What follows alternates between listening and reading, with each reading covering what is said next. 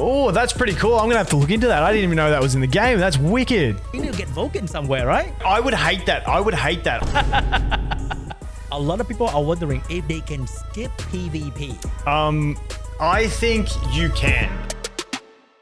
Hey guys, today we have a lot of questions to ask one of the biggest Etheria free-to-play friendly content creator in the scene, Mr. Vulcan, and I'm so ready to chat with him today. Vulcan, can you introduce yourself to the audience? I know everybody knows who you are, but for the 5 guys in the chat who doesn't know, who are you? I'm some loser who plays gacha games and does them all free to play because that's just how I enjoy them. And like I have the big debuff as a creator where as soon as I spend in a game, I just stop playing the account. I like the rule set of playing free to play. So that's pretty much it. And I just grind games and that's pretty much the gist. All right, so NVR City from Australia, got it. No, don't. No, dude. Okay, keep going. Moving on. I don't hold pride in being free to play. I have no proudness. I don't care. I don't think I'm better because I'm free to play. It's just how I enjoy the game. If I could spend and enjoy it that way, I 100% would because it would be way better for content. Honestly, not spending is great because like spending will lead to like endless spending, especially in Etheria Restart. But I think one of the biggest questions that a lot of people ask, because a lot of people are coming from the general gacha experience, not the PvP gacha experience. And a lot of people are wondering if they can skip PvP. And that's one of the bigger questions in the community. So what do you think about that, Mr. Top 10 in Arena? I think you can. I think honestly, I think this game has more PvE than PvE only games. I think the roster of PvE content it has is great. When you look to things like Guild Boss, which is a great one for just testing raw output that you can actually get to. Unfortunately, we can't. No one can really test it on the test server because not enough people are pushing to the highest difficulty of the boss. So that's been really hard to test and stuff like that. But in the beta, like the Guild Boss is just a fun bit of content that's really enjoyable. Then you've got like the Echoes. I don't know, like there's the Echoes and the other mode. They both feel kind of like tower modes, if you would, from other games. Ember Trek is kind of like what I think is the general like tower mode with a bit of roguelike in it. Then you've got Co-op, which is the Phantom Theater, which is fantastic. I think that's really good. Then you got Ethernet. Yeah, that one, like that is a really fun thing, once again, to test the limits of your account along with someone else. I think Co-op's great. Ethernet Rally, great one to encourage building more units because you're limited on what units you can use in which zones and you've still got to get through all the different bosses. So I think in general, the PvE is great. I personally play the game because it's a bit of a combo, but PvP is what I love in games, even though I always play free to play. Everyone thinks I'm an idiot because I'm always free to play, but I just want games to have PvP because at the end of the day, I never expect to be rank 1. I just like competing. I think it stems back to the days like I played a lot of World of Warcraft and, you know, at best, I was a 2200 rank player in Arena, which, you know, isn't crazy, but I just had fun playing Arena. So, like, that's kind of where I'm at. I never need to be rank 1. I just need to be able to have fun while I play. And that's kind of my gist. But I definitely think you can skip Arena. If you want to skip PvP, though, I would recommend doing a bare minimum amount. Just because like at the end of the day, you are going to get rewards from Arena. So I would say even if you don't enjoy it, like if you absolutely hate it, don't touch it. Like it is what it is. But you know, if you don't like it, but you're willing to jump in and just do bare minimum and not care about your results, I would still do that to get the rewards from it. True. There are a lot of PvE available in the game, but I feel like because the game was made with a very PvP mind focus from the dev team, I think skipping PvP is like going to a basketball game, but you never really play with anybody. You can still play basketball alone, but it's so much more fun to play with the rest of the people out there. And I think the real PvP is just the Summit Arena. Honestly, from my experience playing Summoners for so long, I feel like anything that you have to fight AI, it's just like another dungeon because you can optimize your team to beat that. They can't really influence what you do to prepare for your team unless you're doing RTA where pick ban is very, very important. But in here, you are just kind of doing a slightly harder dungeon. And I think the problem with PvP for a lot of people is the feeling of losing doesn't feel great. And I agree with that. But if you think this is also PvE, and maybe in the United Front that is going to be introduced in the global launch of the game, that we are going to fight AI defense team, it is another PvE-ish because nobody's really controlling. They're just setting up the team to trying to fight you, but you are still building the best team possible to fight them. So it's just PvE, but you don't win all the time because in gacha games, you kind of get trained to win all the time. You win in every single mode all the time, but you don't really complain when you fail Ember Track, right? So why are you complaining about failing an arena defense? It's kind of the same thing-ish in a way. Yeah, I think with the guild battles, I can't wait to see what they do with it because when I played Summoner's War, which was like 8 years ago, my favorite part was guild battles. Like it's PvP essentially, but it's like because you're doing it with a group of friends, like it just feels so fun. Like back when I played Summoner's War, guild battles were twice a day. Like that was back in the hectic times. And I looked forward to every 12 hours jumping into a guild battle, picking out who we could hit, like organizing your strongest players to hit the strongest. Like I thought that was a lot of fun in that. But yeah, once again, it is a form of PvP, but I like the way you sort of look at it. Now, the one exception for me in the AI arena, I really enjoyed it in the betas because in the beta, I could push because I could make decisions as free to play that I wouldn't make on a global launch. So I was sitting in, the top 5 to 10 for pretty much the whole beta. And so when you would see someone, like I'd keep checking my arena, someone would attack me. So then I'd try and change my defense to counter them attacking me until someone else hit me because then I'd have to change it back to counter them. So that was a bit of fun, but I feel like that's very unique. And I don't think I'm going to have that much fun in it when we get to the actual global launch because at global launch as free to play, my focus is going to be more on progressing PvE, not so much trying to push arena because I ain't going to spend 300 gems a day on arena attacks on a proper free-to-play account. Like, it's just stupid. I think another thing about skipping PvP is that you are skipping a half section of the shop that is sort of free because you're using the stamina that the game gives you to earn these rewards. And I think the goal for every free-to-play player is to clear out every single shop except for, of course, the summoning shop or the model shop. But the arena shop and the union shop should always be cleared out if possible. Do you agree? Yeah, and with RTA, I believe you get missions for... I can't remember whether you have to win to get points or whether it's just games played to get points. I can't remember exactly how that functioned. If it's games played, I mean, you can even just queue a game and AFK and just, whatever your AI does, you're right. 100 points, if I remember correctly. You have to win, but is there like the different... like 10 though? Yeah, I can't remember. I didn't lose enough. No, just kidding. Just kidding. But yeah, I'm not sure if there's a way to get points without trying in real-time arena, which if you don't like PvP, that's going to be absolute torture. But yeah, definitely some good shit to get from there. In the test server, we were having a lot of bots in the lower rank. What do you think about that? Like, it's an easier way for people to win and get points in the shop, but a lot of people also dislike fighting bot because they defeat the whole point of PvP. But then bot is easier. So what do you think if we should have bot in the lower rank, for example, but above gold and we don't have bots anymore? What do you think about that? Yeah, I don't care about bots in lower ranks. It's free wins for people. It gives, at least, like, if you're fighting a bot and you're like, oh, I can actually jump in and get some free wins. Like, I really don't care about it. The different ones in, like, the AI arena, like, people were getting into, like, Diamond and still farming bots. And if you got there first, you would be the one getting all the bots, so you'd get, like, further ahead. I found that out on day 2, so I started climbing at the start of the day to try and beat some bots. And then you can get, like, nice established. That's how you get rank 1, huh? No wonder. He got that so fast. Hey, you know what killed me? Do you know what killed me? I finished rank 4 in normal arena because I didn't realize that they were closing the arena before the end of beta. So I had 10 attacks queued up that I didn't get to use. I was like, no, I could have pushed. But yeah, I think bots are okay in lower ranks. I definitely think keep them out of higher ranks. The other thing is in beta, lower population, so more bots. I think in global launch, there should be enough players that bots shouldn't be the biggest issue. True. And if there are bots, it's just free win, to be honest. I don't think like you need to complain about bots because it's free win. And you can do Can I be honest? Some bots are really good though. Not gonna lie. Dude, I in RTA, I think I had 13 losses the whole time. I was only like around 90 wins and 13 losses. One of my losses was to a bot. I kid you not, dude picked Tiamat at the start and then banned my Victor. Wow. And I was like, those are the only 2 damage I had. And dude just beat me. He got your ass. Yep.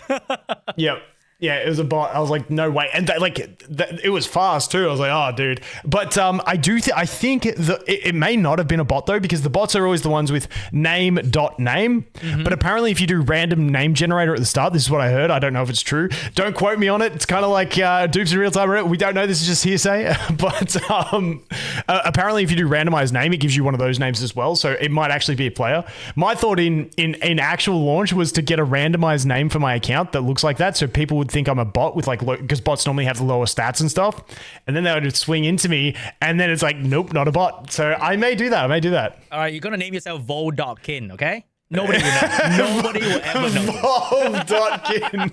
That's great. Yes. Yeah. Also, I think another thing they can do for RTA is have a bigger variety of quests. You know, these you have to play the game to get these. I think there can be a bigger variety of different style of mission, like use certain unit or whatever. So that's what I was talking about. So those missions, you can get those done without winning. So if you hate RTA and you got like some AFK time, you got no more energy to burn, you can just hit. It'll piss the other person off, but it'll be a free win for them. But you just hit Q and then just continue with your life, come back. It'd be done, job done. There's a few points. At least that way you can get access into the shop with some AFK time without actually having to compete in PvP. True. And I think a lot of people think that you have to be like super crazy high to win a lot of rewards, but you don't actually need to do that. I think a lot of rewards in PvP just by purely doing the PvP to clear the shop. You don't have to be like super high rank to do PvP every day and treat it as another dungeon that you have to do to clear the shop. While the game is running the dungeon for you in the background, you just do another dungeon. That is the arena where you can buy all these things because they are designed in a way to boost the game economy so that you can actually earn things while playing the game, which is kind of important. And I mean, for me, like top priority is always going to be the lattice, True. the gold lattice. I think those cubes for SSRs is just going to be invaluable. For some people, it may drop down then to maybe the shadow prints, depending if you're trying to push some things up. But I think the lattice, whether it be the SSR lattice or the SR lattice, I think are definitely going to be super impactful. Then obviously you get some summons if you want to pop extra summons, but in general, I think those lattice are hugely impactful. Very true. And I think they could improve a little bit because I think 5 pieces are like a joke, to be honest. I feel like Union Shop and Arena Shop should always sell the full piece and not the fragment things, like it's a bit annoying. Yeah, I agree. And reduce the price would be great, and maybe some arena don't lock it in gold because there are a lot of casual players who probably in bronze or silver and they need to get these to improve. So definitely don't lock this at gold. Will be definitely a great improvement. Yeah, I definitely agree. Also, I think you told me that you were refreshing arena and you were buying silver unlimitedly in the shop. No. Wait, before I say this, do not do this on launch. But it was from the Summit Arena shop, because if you go there, because the lattice was only the fragments. So I'm like, we're not going to have enough time throughout this beta to like make a full lattice out of that. So I'm like, stuff it. And I just dumped all of mine into Etheria coin because the Etheria coin economy just really kind of sucks, especially in the early game. So I just bought out the entire Etheria coin with all my points to just upgrade my gear. Don't do that, by the way. But don't do that at launch. At launch, pick up the lattice because the lattice is the key thing. Then I'd probably go for the Apex prototypes as well because those are so scarce. That would be my top 2 picks there once you get into the actual game. Definitely. And a lot of people think you have to be high rank, but honestly, if you yourself can get to like the gold rank, which I think is like the middle rank of every video game, which is like somewhere around gold, if you can consistently get to gold, you're going to be okay. And all the whales will be fighting one another in all the other rank, and you will actually not be fighting a lot of whales in here. All whales that are bad at the game, which is also going to make you feel amazing when you beat them.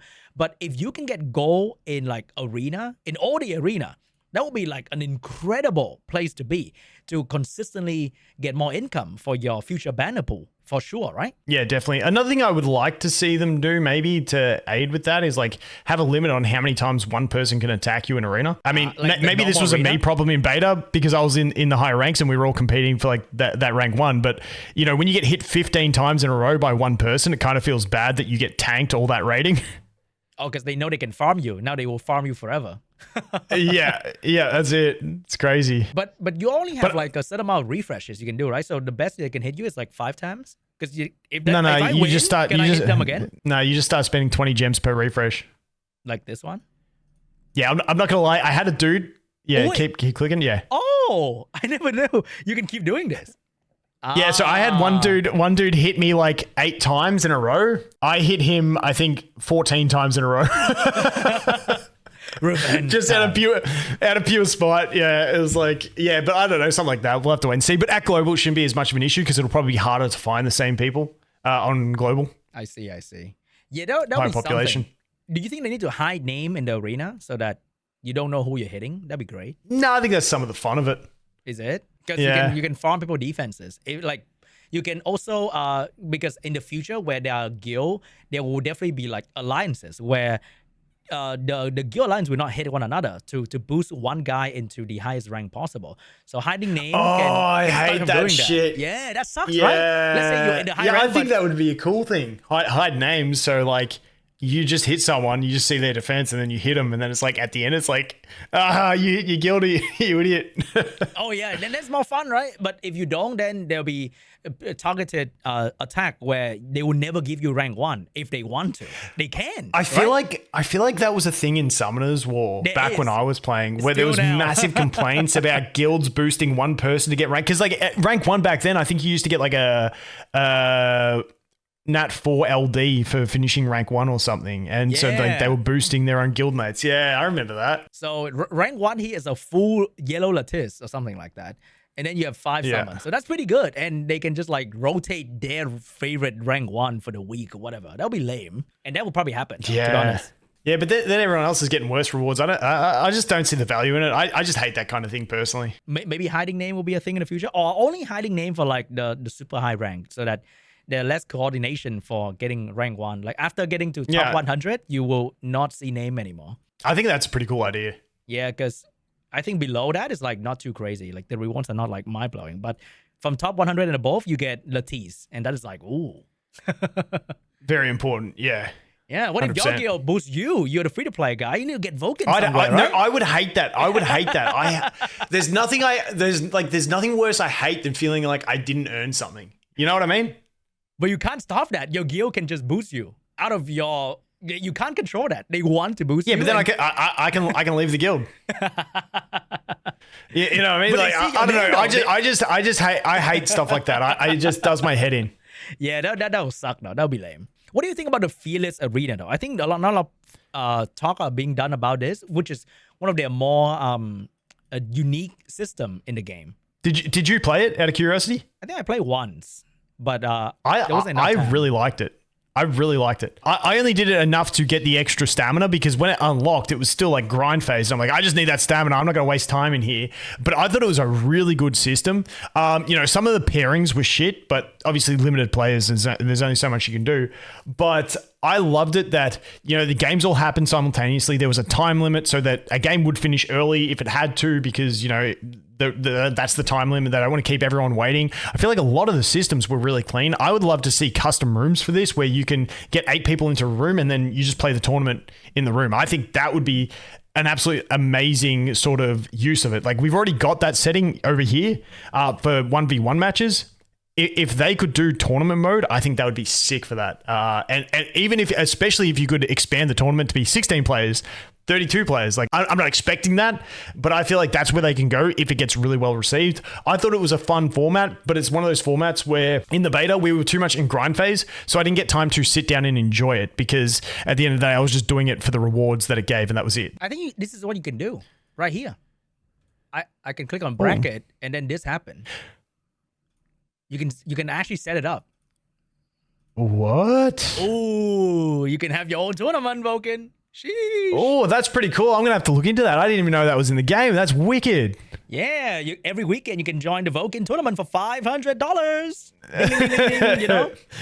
Paid entry, 500 per entry, 8 players, winner gets 200. Hey, I can do one of those like Fortnite video where I sneak into Vulcan tournament and this happened, Smiley face. Change my name and sneak into Vulcan tournament. That's great. Yeah, no, I think it's a really solid system, the Fearless Arena. I think it's going to be a bit of fun on weekends. Another thing that I want to talk about that is not very arena focused is the Leon situation. Like, do you think you will ever reset Leon?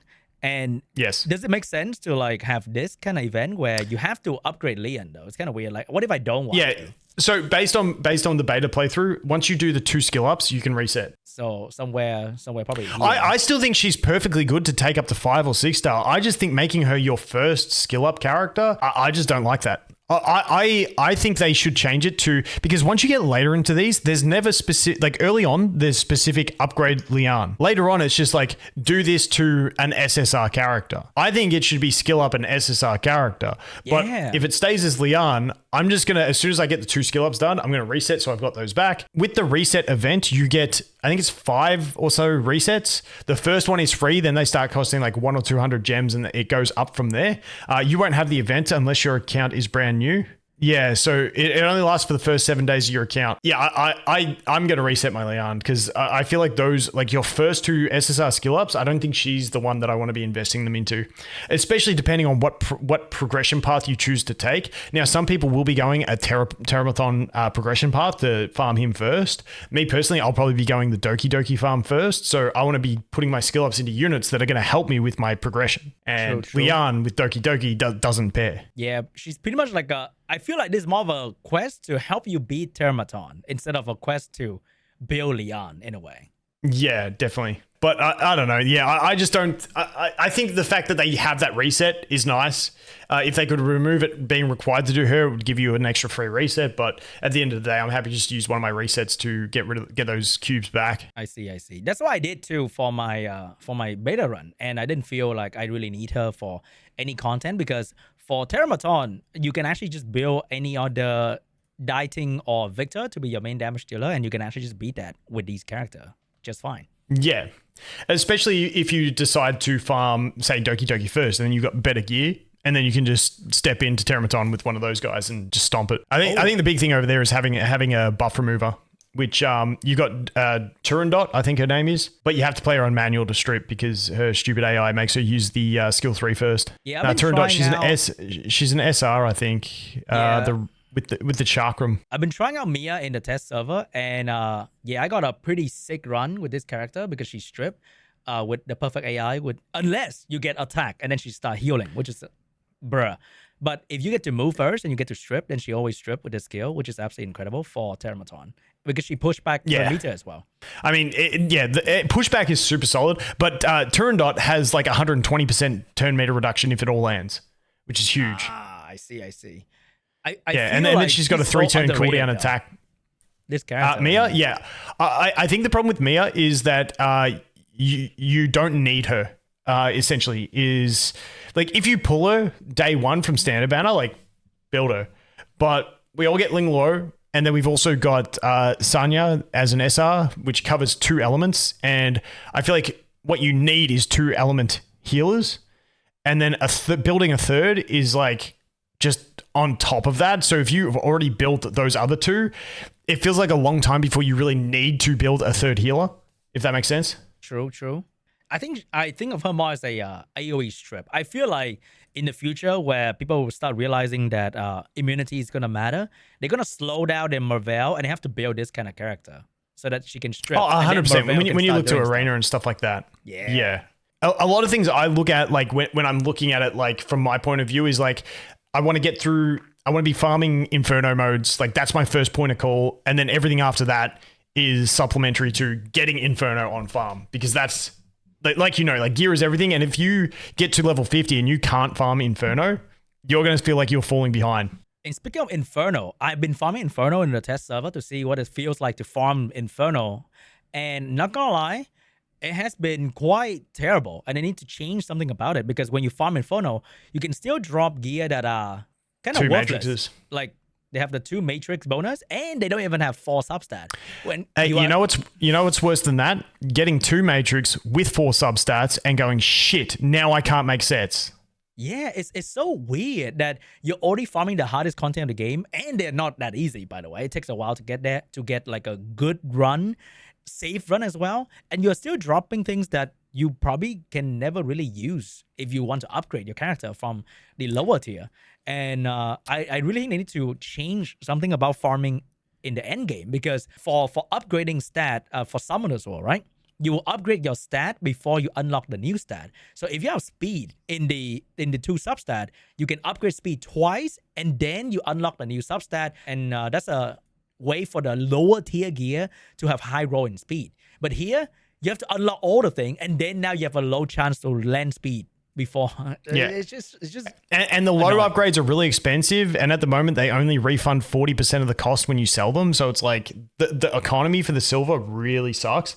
But the problem is, like, when you especially when you get a 2 matrix drop, is unless it's a 2 matrix drop on a set that is a 6-piece set, sorry, an 8-piece set, so there's 8-piece sets like Bramble and stuff like that, and the way it works is with all your slots you can make a 12-piece, an 8-piece, and a 6-piece.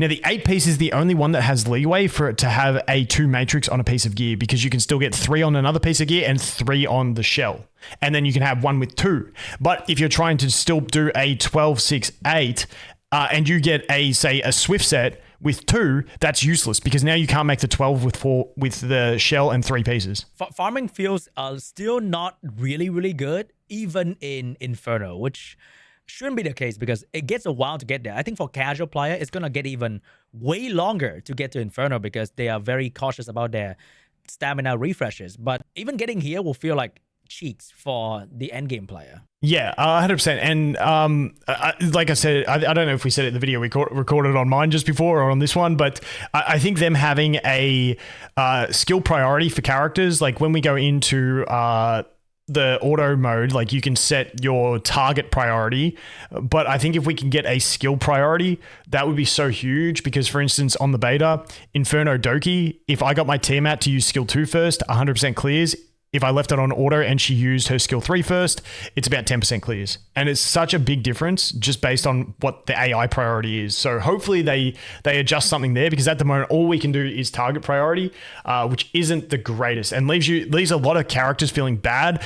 We've spoken about it where a lot of the buff strippers use their other skill as a priority over their buff strip. Whereas in Teramaton and Aurora, you want to be stripping those buffs as your first priority. And so it leaves you in that awkward situation. True. That'll be a great change, because I think a lot of modern game that is turn-based nowadays definitely have that in their auto farming system. So yeah, there's no reason for you to not have that as a new game. Like as an old game, then you can get away because your audience are just like brainwashed into thinking that not having... Does summoners will have it? No, it's so stupid. No? Oh, yeah. Dude, that's crazy. Because even like Raid has probably the best AI settings that I've seen. Like you can set to use this skill at the start of wave 1, then not again for the rest of the wave, and then use it as priority 2 on wave 2, and then on the boss, don't use it at all. Like... It's got each wave, you've got all these customizations you could do. Absolutely fantastic. Now, in this game, I'd be happy with just like, okay, this is the auto priority for this character. I think that would be good enough for me at this stage to be perfectly happy to be able to just make auto runs a lot better. For real. All right, so anything else you want to add in the PvP part of the game? Don't sweat it too much. Just enjoy the games and do your best. Because especially with the dupes in RTA, I see a lot of people like saying like, you know, that's the deal breaker for them. I mean, I'm free to play. I know I'm not going to be rank 1. I just want to have fun. And that's pretty much all it is. Whatever rank I end up with, I'm cool with it, because I just like competing and trying to get better at a game. And let's face it, even if dupes weren't included, I'm not going to get rank 1 anyway. It is what it is. I think, but I still do think having fun is already more enough. Yeah, I do still think for them, from an advertising point of view, it would make sense to remove dupes from it, because then it would suck a lot of people into the game, thinking, oh, this is going to be the most free-to-play friendly, and then they just realize after a month that no, the whales have had way more stamina and they just shit on you anyway. But I mean, is what it is. I like I said, I'm just trying to have fun. Reroll for Lily and then have fun. That's my play. Because the true difference will be shown in the module, in the shell. Dude, the mythic shell is crazy, and casual player is gonna take a while to get like triple 3 matrix red shell. Is gonna take a long time. So that is actually the real deal breaker. I don't think that's the real thing. I think it's rolling the 20 speed. Shadow Dash. So go to the shell. Oh yeah. Yo, this is another like, oh my God. Dude, it only took me 33 rerolls and I got a 20 speed Shadow Dash on the beta. And it's so I wasted all my expensive. luck. Then get this. I was just doing my Kraken's one and I did 3 rerolls and I got a plus 16 Shadow Dash. Dude, I got a plus 19 Marvel and it actually changed it changed everything by MTash. It literally changed everything. 20 speed here is a huge increase. Oh, it's massive. It's massive. Yeah. So the shells, when you look at it, if you've only got one with 2 matrix effects, they cap out at 35 speed. But then you can just imprint onto a 3 matrix later on, and then it just boosts it up to 40 speed plus the 20 speed from Shadow Dash. So you've got a potential 60 speed out of a shell alone, which is insane. Now, there's another effect in shells that I absolutely love. If you go back to shells, especially for PvP, and you go to the assault one, just click that passive slots, insight. At the start of the battle, increase enemy res and accuracy. This effect decreased by 20% at the end of the turn. Oh, free res and accuracy. Yeah, but like a free 60% accuracy at the start of battle, like for your, for when they're doing all their control, or for when you've got like a 1 key debuff at the start of a PvP battle. Like perfect example was last beta. I didn't manage to get it on my Tiamat this beta, but last beta I had the max roll on that for my Tiamat. So when she was like, I literally advance her, she'd use AoE taunt and she was landing that shit. And then if someone outsped me, she wasn't really getting debuffed because of all that extra resistance. So it was it's a really nice, there's a lot of really nice effects based on your character that you can balance around there. True. But that will come later on. Early game, you probably don't have to worry about that. It's going to take a while to get there. The other thing with shells is do not do any stat rerolling or anything like that. What do they call it? Just click on a shell. Reconfigure. Reconfigure. Don't do any reconfiguring on anything that is not a mythic, because dude, you would have known from the beta, you got up to mythics really quick, and if you wasted all your reconfiguration chips on reconfiguring lower tier ones that end up just being scrapped, not worth it. And for me, it's like I only upgrade those, I can't remember what's under mythic. Is it legendary? The orange one, the yellow ones, gold ones, whatever we want to call them. I only upgraded 2 of those because I don't want to upgrade any more than I absolutely have to progress into getting mythic ones, because otherwise it just feels like all wasted resources. Yeah, and I think the moment you get to Nico Nana, you can unlock mythic, and that's where it start. The real race start around here, where you get mythic one. Yep. And honestly, Nico Nana has a lot of great ones in her kit as well. So she considering she's the first farm of mythics, pretty solid one to farm anyway. Gigabyte's really nice for the advancing. The one problem with Gigabyte is that when you get into the 3 matrix effects, she doesn't get either of the speed ups for the 6-piece bonus. So you've got two effects that give speed up. If you go down to the Inferno mode, you'll be able to see it. So you can see she's got the purple one and the green one at the end there. Neither of those have speed. So that's the one downfall of Gigabyte.